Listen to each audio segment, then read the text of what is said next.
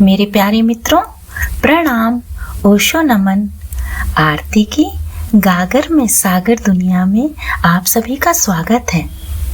मित्रों, आज विश्व को अध्यात्म की नई परिभाषा देने वाले आचार्य रजनीश ओशो का संबोधि दिवस है। ओशो ने समाज में अध्यात्म को लेकर व्याप्त मान्यताओं पर न केवल कुठाराघात किया, बल्कि अध्यात्म को नए व सरल शब्दों में व वैज्ञानिक आधार देकर पुष्ट किया। आज मेरा मन हुआ कि उनके द्वारा संबोधि पर पूछे गए प्रश्न के उत्तर को आपके सामने लेकर आऊं। एक बार नरेंद्र बोधिसत्व ने आचार्य रजनीश, जिन्हें हम ओशो के नाम से भी जानते हैं, से पूछा कि भगवान संबोधि क्या है और संबोधि दिवस पर आपका संदेश क्या है। ओशो बोले, एक बार महान सिकंदर भारत आया। उसने एक फकीर के हाथ में एक चमकती हुई चीज देखकर पूछा, ये क्या है? फकीर बोला, बता ना सकूंगा। सिकंदर जिद पर अड़ गया, बोला, मैंने हार मानना नहीं सीखा, जान कर रहूंगा। फकीर बोला, इतना ही बता सकता हूँ कि इसके आगे दुनिया की सारी धन दौलत का वजन कम है।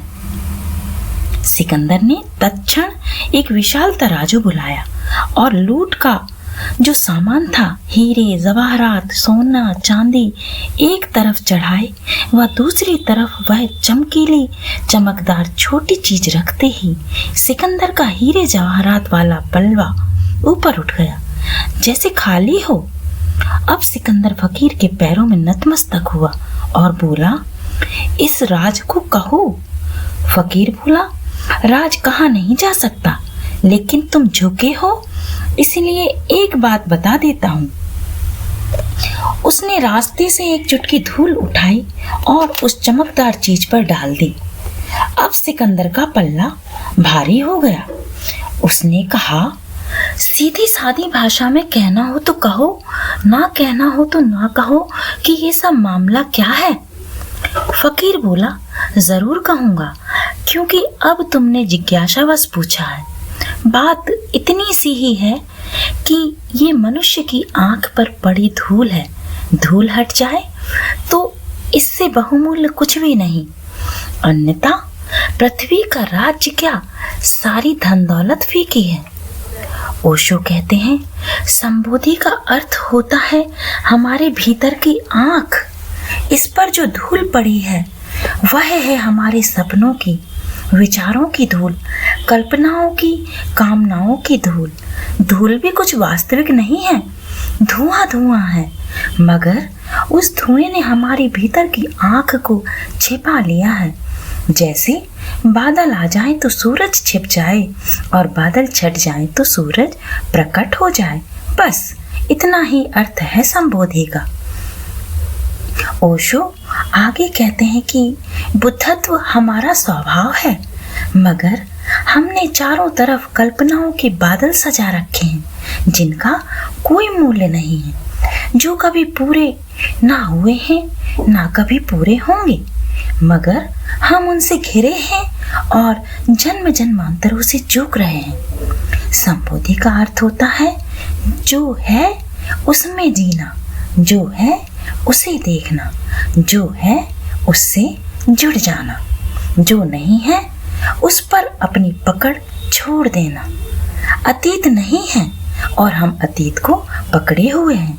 अतीत बीत गया कल, फिर भी हम संभाले हुए हैं, जैसे हीरे जवाहरात हों। राख है, अंगारा भी नहीं है, सभी बुझ चुका है, जैसे कोई लाशों को ढोए, ऐसा है हमारा अतीत। फिर हम भविष्य की कल्पनाओं में उलझ जाते हैं, शेख चिल्ली की तरह। कितने सपनों के जाल बुनते हैं हम, और इन दो चक्कियों के पाटों के बीच जो दोनों नहीं हैं, अतीत भविष्य, इन दोनों नहीं के बीच वर्तमान का छोटा सा क्षण कहीं दबा जा रहा है। इन दो चक्कियों के बीच हमारा अस्तित्व कहीं पिसा जा रहा है। अतीत और भविष्य से जो मुक्त हो गया वह संबुद्ध है, वह बोध को उपलब्ध हो गया। उसकी आंख खुली, उसकी आंख से धूल हटी। मेरे प्यारे मित्रों, ओशो ने हमें जगाया, गहरी तंद्रा से जगाया और एहसास कराया कि हम सम्राट हैं, हम मालिकों के मालिक हैं। हमारे भीतर एक लोक है, अकूत संपदा है, अपरिसीम आनंद है। इसे जान लेना ही बुद्धत्व है।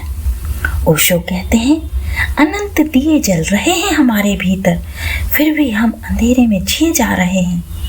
जो भीतर मुड़ा, उसने अपने आलोक को पहचाना, वही बुद्ध है। बुद्धत्व प्रत्येक व्यक्ति की क्षमता है, जन्म सिद्ध अधिकार है। अगर हम चुकते हैं तो हमारे अतिरिक्त कोई और जिम्मेदार ना होगा। संबोधि दिवस पर ओशो कहते हैं, आनंदित हो, आनंद बांटो। आज ओशो के संबोधि दिवस पर मैं समस्त ओशो प्रेमियों को बधाई देती हूँ और आह्वान करती हूँ कि आओ, लौट चलें अपने भीतर, अपने असली घर की ओर।